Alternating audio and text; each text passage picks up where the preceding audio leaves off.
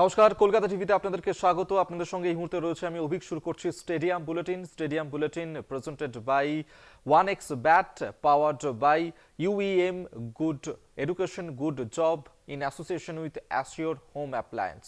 আজকে যে জয়, দুর্দান্ত জয় চ্যাম্পিয়ন্স ট্রফির আগে ভারতের দুরন্ত ফর্ম তাদের আমরা দেখলাম এবং ইংল্যান্ডের এগেনস্টে আজকে টি20 সিরিজ জিতলো ভারত কটকের বারাবতীতে। সেখানেই যে দুরন্ত ফর্ম আমরা দেখতে পেলাম ভারতীয় ক্রিকেটারদের, আমরা এই নিয়ে সরাসরি কথা বলবো, আপনাদেরকে নিয়ে যাব কটকের বারাবতী স্টেডিয়ামের বাইরে থেকে। এই মুহূর্তে আমাদের সঙ্গে রয়েছেন assistant sports editor Joyjyoti Ghosh. Joyjyoti, দুরন্ত ফর্মে আজকে আমরা দেখতে পেলাম ভারতীয় ক্রিকেটারদেরকে। তুমি সেখানে স্বচক্ষে এই ম্যাচটাকে দেখলে, কি মনে হলো? দুরন্ত একটা জয়। একেবারে অভিজ্ঞ, দুর্দান্ত জয় ভারতের, এবং এই জয়টা খুব দরকার ছিল, কারণ চ্যাম্পিয়ন্স ট্রফি সামনে। আমরা জানি 19 ফেব্রুয়ারি থেকে চ্যাম্পিয়ন্স ট্রফি শুরু হচ্ছে। তার আগে কিন্তু এই তিনটে ম্যাচই, মানে ভারত ইংল্যান্ড সিরিজের তিনটি ম্যাচই বলা যেতে পারে ড্রেস রিহার্সাল। আজকের ম্যাচটা মানে দ্বিতীয় ম্যাচ ছিল এবং ভারত ম্যাচ জিতলো, সঙ্গে সিরিজ জিতলো। কাটাকের এই বারাবতী স্টেডিয়ামে রাতের আকাশে যেন অকাল দিওয়ালি। আর একজনের কথা বলবো, যার কথা গতকাল প্রেস কনফারেন্সেও আলোচনা হয়েছে, আজকেও প্রেস বক্সে বারবার আলোচনা হয়েছে যখন ইংল্যান্ড ব্যাটিং করছিল। তিনি হচ্ছেন রোহিত শর্মা। টোটালি মানে তিনি কিন্তু ডিপ্রেস ছিলেন। গতকালেও তার যদি বডি ল্যাঙ্গুয়েজ বলি তাহলে একেবারেই কিন্তু তিনি হতাশ ছিলেন যে তিনি রান পাচ্ছেন না। বর্ডার গাভাস্কার সিরিজেও তার রান আসেনি। ঘরোয়া ক্রিকেট খেলেছেন, সেখানেও খুব বেশি কিছু করতে পারেনি। তবে সাদা বলের ক্রিকেটে রোহিত শর্মা যে কতটা ভয়ঙ্কর হয়ে উঠতে পারেন সেটার আজকে কিন্তু নমুনা দেখালেন। দুর্ধর্ষ ব্যাটিং করলেন, মাঠের চার ধারে মারলেন, অন সাইড, অফ সাইড, স্ট্রেটে একটা আপিস ম্যাশ করলেন, যেন 98-এর সেই শারজার সচিনকে ফেরালেন আজ বারাবতীর কটকে। এই কটকের বারাবতী স্টেডিয়ামে রোহিত শর্মা 119 রান করলেন। তার ইনিংসে কথা যদি বলি 12টি 4 এবং 7টি 6 সাজানো ইনিংসে। সব থেকে ভালো লাগছে এটা দেখে যে যেভাবে তিনি কন্ট্রোল করলেন এই ইনিংসটা, একদম বলা যেতে পারে ডোমিনেট করলেন। ঠিক 2023-এর বিশ্বকাপে যে রোহিত শর্মাকে আমরা দেখে এসেছি, সেই রোহিত শর্মার ফ্ল্যাশব্যাক যেন আজকে বারাবতী দেখালো। আর হঠাৎ করেই বারাবতী স্টেডিয়াম বিরাট গর্জন থেকে রোহিত গর্জনে ট্রান্সমিউট হলো। তো এটাই বলার যে পারফরমেন্স যদি থাকে, পারফর্মার যদি পারফর্ম করে, তাহলে অবশ্যই সেই সুদিন ফিরবে যে সুদিনের জন্য তারা সুবিদিত। এবং রোহিত শর্মা আজকে প্রচুর ফ্যান্সরা কিন্তু জয়গান গাইছে, এবং এটা খুব দরকার ছিল চ্যাম্পিয়ন্স ট্রফির আগে রোহিত শর্মার জন্য, কারণ এর থেকে ভালো মঞ্চ হয়তো হতে পারতো না।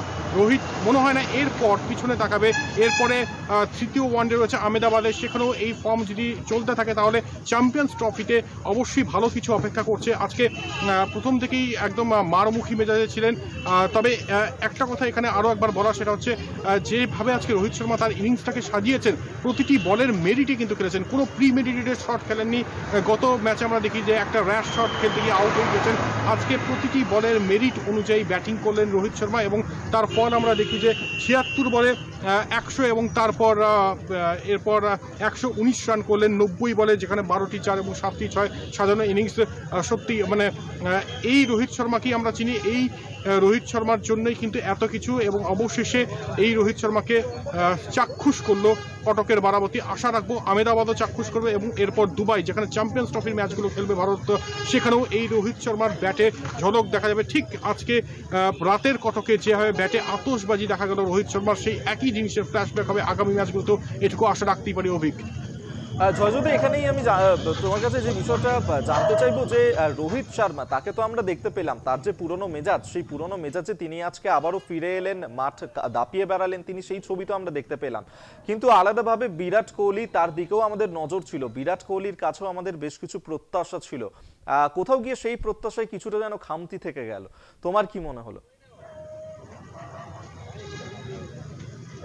অবশ্যই অভিক, দেখো বিরাট কোহলি নিয়ে গতকাল থেকে আমরা মানে কভারেজ করছি, এবং বিরাট কোহলি যে আজকে খেলবেন সেটা আমরা গতকাল বলেছিলাম স্টেডিয়াম বুলেটিনে, সেই অনুযায়ী তিনি কিন্তু আজকে খেলেছেন বিরাট কোহলি। তবে ওই যে বিরাট প্রত্যাশা থাকে বিরাট কোহলিকে নিয়ে, কিন্তু কোথাও গিয়ে তিনি মানে সেটা পূরণ করতে পারেন না। প্রত্যাশার চাপ রয়েছে অবশ্যই তাকে নিয়ে। আজকে শুরুটা কিন্তু খারাপ করেননি, একটা সুন্দর অন ড্রাইভ মানে ভি খেললেন বিরাট কোহলি, মনে হচ্ছিল বড় রান আসবে, কিন্তু আবারও সেই ছন্দপতন। এরপর এইটুকুই বলার যে এরপর একটা ম্যাচই রয়েছে, সেখানে বিরাট কোহলি অবশ্যই ফর্ম দেখাতে মানে ফর্মে ফিরতে চাইবেন, কারণ তারপর কিন্তু চ্যাম্পিয়ন্স ট্রফি শুরু হচ্ছে।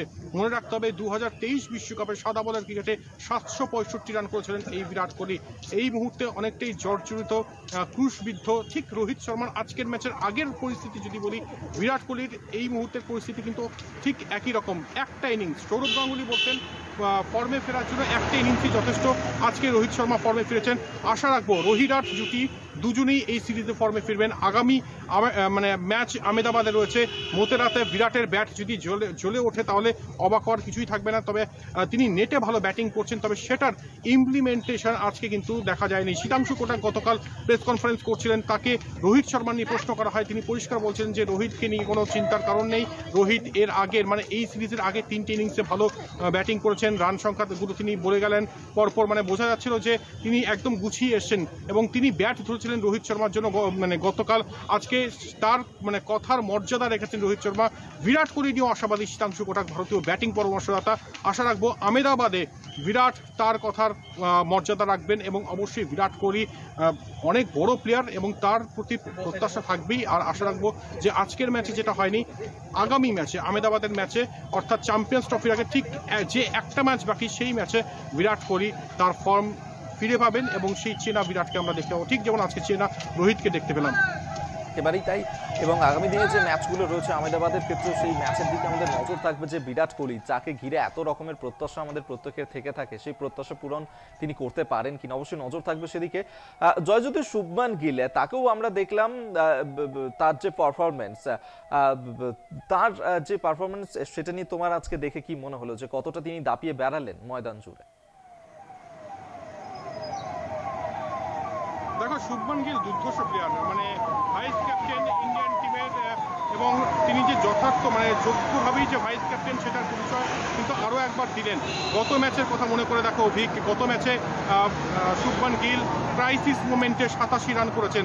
আজকেও কিন্তু একটা দুর্দান্ত ইনিংস খেলেন, ওপেনিং স্পটে আজকে ব্যাটিং করলেন এবং এই যে 136 রানের ওপেনিং পার্টনারশিপ, এটা কিন্তু আজকের ম্যাচের ভিত করে দেয়। বলা যেতে পারে ম্যাচ নির্ধারক পার্টনারশিপ, বলা যেতে পারে সিরিজ নির্ধারক পার্টনারশিপ আজকে শুভমান গিল এবং রোহিত শর্মার মধ্যে হয়। এই 136 রানের পার্টনারশিপ না হলে হয়তো অনেক কিছু হতে পারতো, কারণ 304 টার্গেট খুব একটা কিন্তু খারাপ নয়। যদিও এই উইকেট ব্যাটিং ট্র্যাক রানের ফেস্ট হয় এই উইকেটে।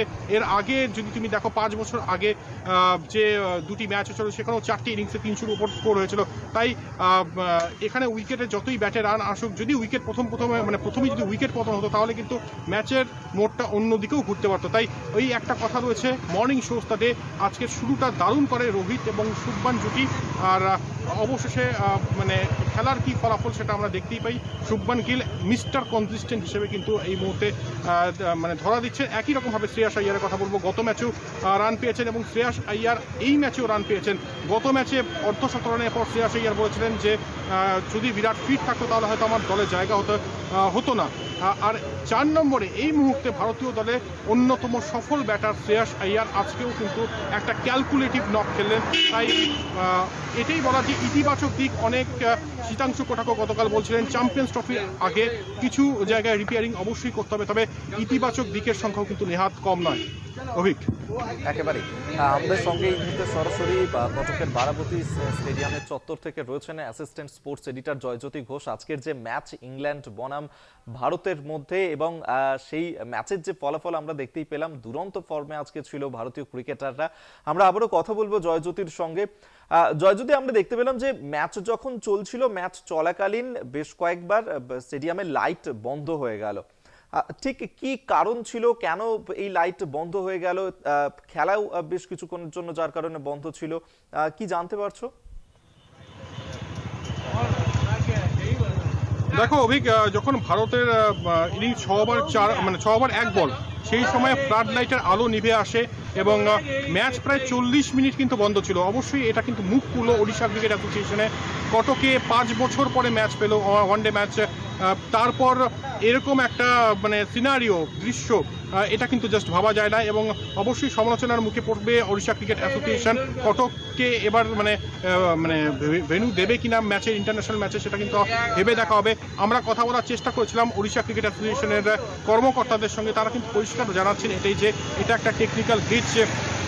টেকনিক্যাল কারণে আলোটা নিভে যায়, তবে এটা কোনো এক্সকিউজ হতে পারে না অভিক, কারণ ইন্টারন্যাশনাল ম্যাচ চলছে, সেখানে ভারত ইংল্যান্ডের মতো দুটি শক্তিশালী দল খেলছে, হঠাৎ করে ফ্লাড লাইটের আলো নিভে যাবে এবং 40 মিনিট ধরে সেই আলো না আসা, এটা অবশ্যই লজ্জার বিষয়। এবং এটা অবশ্যই শুধু ওড়িশা ক্রিকেট অ্যাসোসিয়েশনের মুখ খুললো না, ভারতেরও হয়তো মুখ খুললো, তবে দিন শেষে ভারত জিতলো, এর থেকে ভালো কথা আর কিছু হতে পারে না। ভালো মানে যদি ভালো বলি আজকের দিনে কি ভালো, তাহলে এটাই বলতে হয় যে ভারত আজকে ম্যাচ শুধু জিতলো না, সিরিজ জিতলো। এবং ওই যেটা আগে বললাম যে বারাবতী স্টেডিয়ামের রাতের আকাশে যেন অকাল দিওয়ালি নেমে আসলো এবং ম্যাচ শেষ হতেই একদম আলোর ফুলঝুরি, আলোর রোশনাইয়ে একেবারে রঙিন রাতের আকাশ আজ বারাবতীতে। অভিক, জয়জ্যোতি, আজকে যখন এই বিষয় নিয়ে আমরা কথা বলছি তখন বেশ কয়েকজনের নাম তো আলাদাভাবে উঠে আসছে। মোহাম্মদ শামির বিষয়টাও তোমার কাছে জানতে চাইবে যে মোহাম্মদ শামি তার যে পারফরমেন্স সেটা নিয়ে কি মনে হলো? দেখো, মোহাম্মদ শামি নিয়ে গতকাল আমরা প্রশ্ন করেছিলাম ভারতীয় ব্যাটিং কোচকে, তিনি পরিষ্কার বলছেন যে মোহাম্মদ শামি ফিট রয়েছেন, মোহাম্মদ শামি রিদমে আসতে একটু হয়তো সময় নিচ্ছেন, কারণ মাথায় রাখতে হবে যে 400-র উপরে দিনের পর তিনি কামব্যাক করেছেন, তাই রিদমে আসতে একটা সময় অবশ্যই লাগে। মোহাম্মদ শামিকে সেই সময়টা নিতে হবে। আজকে একটা উইকেট পেয়েছেন অবশ্যই, তবে সেই রিদমে কিন্তু এখনো পর্যন্ত দেখা যায়নি যে রিদমের জন্য আমরা তার এত সুখ্যাতি করি। 2023-এর মোহাম্মদ শামি, মানে 2023 বিশ্বকাপের যে মোহাম্মদ শামিকে আমরা চিনতাম, সেই শামিকে এখনো পর্যন্ত কিন্তু দেখা যায়নি। হোপফুলি চ্যাম্পিয়ন্স ট্রফিতে দেখা যাবে, তার জন্য এই 2-3টে ম্যাচ প্র্যাকটিস ভীষণভাবে দরকার। আজকে 8-এর বেশি তার ইকোনমি, তবে একটি উইকেট নিয়েছেন। এই একটি যে উইকেট নিচ্ছেন, একটি দুটি উইকেট যে পাচ্ছেন, সেটা কিন্তু অবশ্যই অক্সিজেন যোগাবে, তবে খুব দ্রুত মোহাম্মদ শামিকে দেখা যাবে তার নিজস্ব ফর্মে, এটুকু আশা করাই যায়। অভিক, জয়জ্যোতি, তুমি আমাদের সঙ্গে থাকো। আমাদের সঙ্গে এই মুহূর্তে রয়েছেন কটকের বারাবতী স্টেডিয়াম চত্বর থেকে assistant sports editor Joyjyoti Ghosh. আমরা জয়জ্যোতির সাথে কথা বলছিলাম, আবারও কথা বলবো জয়জ্যোতির সঙ্গে। তবে স্টেডিয়াম বুলেটিনে এখন সময় হচ্ছে একটা ছোট্ট বিরতির পর আবারও ফিরছি, সঙ্গে থাকুন। স্টেডিয়াম বুলেটিন নিয়ে ফিরে এলাম বিরতির পর। আমরা কটকের যে বারাবতীতে সেখানে আজকে ম্যাচ দেখলাম ইংল্যান্ড এবং ভারতের মধ্যে, দুর্দান্ত জয় পেল ভারত। আমরা এই নিয়েই কথা বলছি এই মুহূর্তে সরাসরি কটকের বারাবতী স্টেডিয়াম চত্বর থেকে assistant sports editor Joyjyoti Ghosh আমাদের সঙ্গে রয়েছেন। জয়জ্যোতি, রবীন্দ্র জাদেজা, তাকে আমরা যে নজিরবিহীন মেজাজে আজকে দেখতে পেলাম, তিনি আম্পায়ারের দিকেও তেড়ে গেলেন, সেই বিষয়টা জানতে চাইব, ঠিক কি ঘটনা ঘটেছিল সেই সময়? দেখো, জাদেজার সবসময় তেতে থাকেন এবং আজকেও সেরকম আক্রমণাত্মক মেজাজে ছিলেন। গত ম্যাচে তুমি যদি দেখো ইকোনমিক্যাল ছিলেন এবং ডেথ ওভারেও তিনি মেডেন ওভার নেন, 3টি উইকেট নেন। আজকেও কিন্তু তার উন্নত হয়নি, দুর্ধর্ষ বোলিং করেছেন। অনেক সময় কি হয়, আম্পায়ারের সিদ্ধান্তের সঙ্গে যখন এক হয় না, মানে তিনি যেটা ভাবছেন সেটা যখন আম্পায়ার দিচ্ছেন না সেই সিদ্ধান্ত, তখন কিন্তু একটা মনোমালিন্য হয়, তো সেটারই বহিঃপ্রকাশ। তবে রবীন্দ্র জাদেজা ক্রুশিয়াল প্লেয়ার, অত্যন্ত পিভোটাল রোল প্লে করছেন এক্ষেত্রে বল হাতে। আজকের ফিগারটা বলে দেব, 10 ওভার 1টি মেডেন, 35 রান, 3টি উইকেট। রবীন্দ্র জাদেজা, স্যার জাদেজা রয়েছেন স্যার জাদেজাতেই, এবং অত্যন্ত ভাইটাল রোল প্লে করছেন। আর ব্যাট হাতে বল হাতে দুই বিভাগেই তিনি সচ্ছল, তবে বল হাতে এই অবতারে জাদেজা কিন্তু একদম ডানা মেলে ধরা দিয়েছেন। আরও একটা কথা বলবো অভিক, সেটা হচ্ছে বরুণ চক্রবর্তীর আজকে ডেবিউ হয়, তাকে আজকে পরীক্ষা করে নেওয়া হয়, তিনি একটি উইকেট পান অবশ্যই, তবে কিছুটা এক্সপেন্সিভ ছিলেন বরুণ চক্রবর্তী, সময় দিতে হবে, তবে ভালো বল করছিলেন, সঠিক লেন্থে বলটা রাখছিলেন, সেই লেন্থটা ঠিক করা কিন্তু ব্যাটারদের ক্ষেত্রে অত্যন্ত কঠিন হয়ে পড়ছিল। তবে সব মিলিয়ে একটা কথাই বলবো যে ভারতীয় দলের জন্য আজকে কিন্তু একদম দুর্দান্ত একটা দিন, এবং এই মুহূর্তে সেলিব্রেশন ভারতীয় ড্রেসিং রুমে। আর এখানেই কিন্তু তারা থেমে থাকতে চান না, এরপরেও যে ম্যাচগুলো রয়েছে সেখানেও কিন্তু দুর্ধর্ষ পারফরমেন্স করে চ্যাম্পিয়ন্স ট্রফিতে, মানে এরপরের যে ম্যাচটা রয়েছে আহমেদাবাদে, সেখানে ভালো পারফরমেন্স করে চ্যাম্পিয়ন্স ট্রফিতে যেতে চান ভারতীয় ক্রিকেটাররা। এবং অবশ্যই আশা করবো যে গত ম্যাচ, মানে আগামী ম্যাচটাও ভারত জিতে ক্লিন সুইপ করবে ইংল্যান্ডের বিরুদ্ধে। জয়জ্যোতি, খুব ছোট্ট করে এরপর যে বিষয়টা তোমার কাছে জানতে চাইবো, যে আজকে যে টিম কম্বিনেশন নিয়ে খেললো ভারত, তা নিয়ে দুর্দান্ত জয় পেল তারা, আগামী দিনের যে ম্যাচগুলো রয়েছে এই সেম টিম কম্বিনেশন কি রাখবে নাকি কোনো চেঞ্জেস হতে পারে? দেখো অভিক, চ্যাম্পিয়ন্স ট্রফির আগে একটাই ম্যাচ, যেটা আহমেদাবাদের মতিরাতে খেলা হবে। টিম কম্বিনেশনে কিন্তু খুব বেশি পরিবর্তন আসবে না, কারণ কোর টিম হয়ে গেছে আমরা জানি। আমরা জানি যে কোর টিম কি হতে চলেছে চ্যাম্পিয়ন্স ট্রফি, তাই সেই টিমটাকেই কিন্তু রাখার চেষ্টা করবে ভারতীয় টিম ম্যানেজমেন্ট। আর সেই টিমই কিন্তু খেলাবে, একটা দুটো চেঞ্জ হলেও হতে পারে, তবে মূল যে টিম মানে যারা যারা খেলছেন তাদের থেকে কিন্তু খুব বেশি পরিবর্তন আশা করা বৃথা। আর কেনই বা আমরা আশা করব, কারণ ভারতীয় দল জিতছে, ভালো ছন্দে রয়েছে, ব্যাটাররা ভালো ছন্দে রয়েছে। শুধু যদি বিরাট কোহলি ফর্মে চলে আসেন তাহলে এর থেকে ভালো কিছু হতে পারে না। আর সোনায় সোহাগা হবে সেক্ষেত্রে যদি আহমেদাবাদে বিরাটের ব্যাট গর্জন করে। তাই চ্যাম্পিয়ন্স ট্রফির আগে অবশ্যই দুর্ধর্ষ ফর্মে ভারতীয় ক্রিকেটাররা, এটা কিন্তু বলা বাহুল্য। আর একটা দারুণ মেজাজে ভারতীয় ক্রিকেটাররা যে যেতে চলেছে দুবাইতে চ্যাম্পিয়ন্স ট্রফির জন্য, এটা কিন্তু বলা যায় অভিক। ধন্যবাদ তোমাকে। এতক্ষণ সরাসরি কটকের বারবতী স্টেডিয়াম চত্বর থেকে আমাদের সঙ্গে ছিলেন assistant sports editor Joyjyoti Ghosh. আপাতত ধন্যবাদ তোমাকে। আমাদের সঙ্গে এই মুহূর্তে টেলিফোনে রয়েছেন আমাদের যুগ্ম সম্পাদক গৌতম ভট্টাচার্য। যে বিষয়টা আপনার কাছে জানতে চাইবো, আজকে চ্যাম্পিয়ন্স ট্রফির আগে দুর্দান্ত ছন্দে ছিল টিম ইন্ডিয়া এবং ইংল্যান্ডের বিরুদ্ধে টি-20 সিরিজ জিতে নিল ভারত। আজকের খেলাটা দেখে কি মনে হলো? তাৎপর্যটা শুধু আজকের খেলার মধ্যেই লুকিয়ে ছিল না, আজকের খেলার সিগনিফিকেন্সটা ছিল যে এটা লং টার্মে এটার এফেক্টটা কি হতে যাচ্ছে, এবং সেখানে একটা ম্যাসিভ এফেক্ট ছিল। কারণ এই সিরিজ শুরুর আগে বিভিন্ন ঘটনায় board versus player, player versus coach, নানান কিছু সিচুয়েশন তৈরি হচ্ছিল যেগুলো খুব অগ্নিগর্ভ হতে পারত এবং অগ্নিগর্ভ হওয়ার উপক্রম করছিল। সেই পরিস্থিতিতে প্রথমে টি-20 সিরিজ জেতা এবং তারপরে আজকে রোহিত শর্মার ফর্ম ফিরে পাওয়া, সেঞ্চুরি এবং ওয়ানডে সিরিজ জেতা, আমার মনে হয় চ্যাম্পিয়ন্স ট্রফির আগে ইন্ডিয়ান ক্রিকেট টিমের যে একটা ড্রেসিং রুমের একদম প্রায় কি বলবো অগ্নিদগ্ধ একটা অবস্থা তৈরি হয়েছিল, সেটাকে অনেক স্বাভাবিক করে দিল। তাই আজকের জয়টা শুধুই সিরিজ জয় নয়, আজকের জয়টা একটা দীর্ঘমেয়াদী সমস্যা তৈরি হওয়ার মধ্যে একটা কি বলবো একটা সলিউশনের কাজ করলো, যাতে হয়তো জট খুলে যাবে বলে মনে হয়। ধন্যবাদ আপনাকে। যুগ্ম সম্পাদক গৌতম ভট্টাচার্য আমাদের সঙ্গে টেলিফোনে ছিলেন।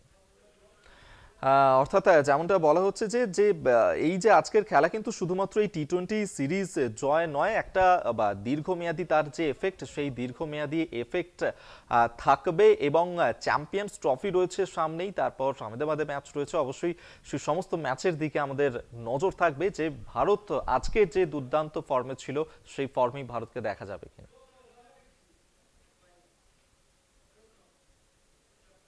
স্টেডিয়াম বুলেটিন আপাতত এই পর্যন্তই। দেখতে থাকুন কলকাতা টিভি, রাত দিন 7 দিন।